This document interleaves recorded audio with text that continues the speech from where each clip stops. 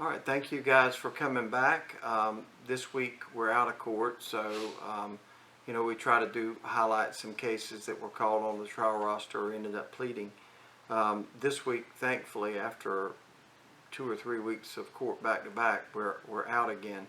So our general topic, what I wanted to talk with you about a little bit, is with the Drexel case, we've just fielded probably 100 calls on every little minute detail. But one of the things is when does this all come down? When does this all happen?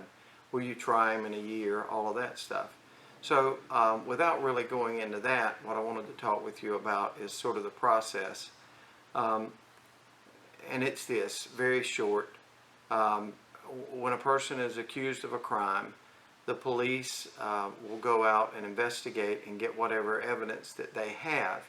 That amount of evidence is known as probable cause. It's more likely than not that a crime was committed and committed by this particular person. That's on a seesaw level, that's about 51%. That's all it would take for you to get arrested. Now our standard is beyond a reasonable doubt as prosecutors, and that's what we got to be able to prove to a jury. So there's a big gap in what the police can charge you with and what we end up having to prove. So anytime you see cases that are dismissed or where you would say, well, whatever happened to that?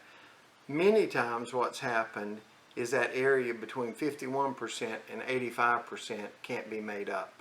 A lot of stuff's got to go on up front with the police, and you can once that arrest is made, and it takes about 6 to 8 weeks for them to get all of that discovery through the magistrate's office, through the clerk's office, up to our office, and then back downstairs.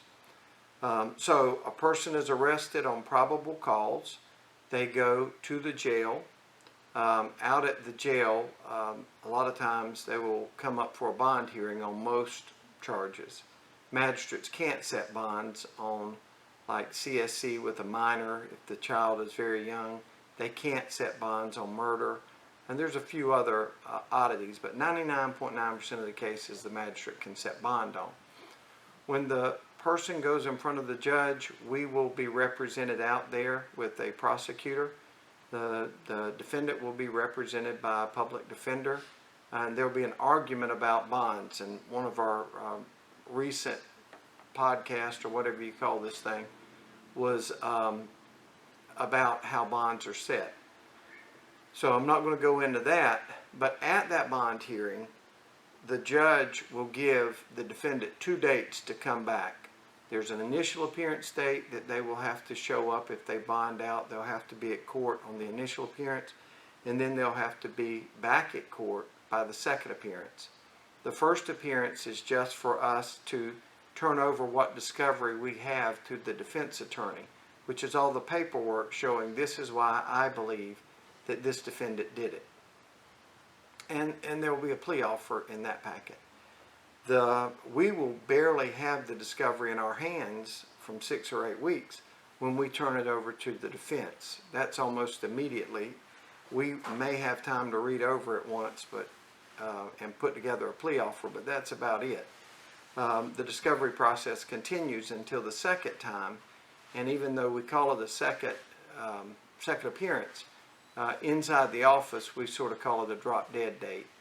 And so what we're doing is we say, you remember that plea offer that we gave you 2 months ago?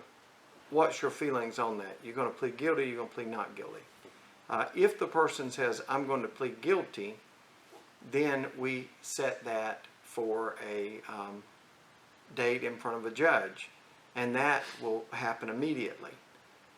So like the next week there will be a guilty plea, and a lot of those cases are moved in and out of the system within probably 6 months. If the person says I'm not guilty, then we say, all right, come back, we're going to put you in front of a judge, we're going to tell the judge our plea offer, we're going to tell the judge a little bit about why we believe you did it, and then he is going to make sure that you want a trial. If you stick to your guns and say, hey, I want a trial, then the judge will set that on a trial roster. But the trial roster, it's, if you think of a water line, you got to get through this part that's older before you can get through the new ones. And that sometimes takes a year and a half, maybe 2 years to sit on that trial roster. So one question is like, why in the world would somebody plead guilty? Well, if our system is set up that it's front end loaded, and you'll get a better deal at a guilty plea than you will after going to trial. And my idea of that is, at the front end, we, especially if it's not dealing with someone that's been hurt or somebody with an extensive record, we should be able to move those through at about what the judge would have given. But it is discounted.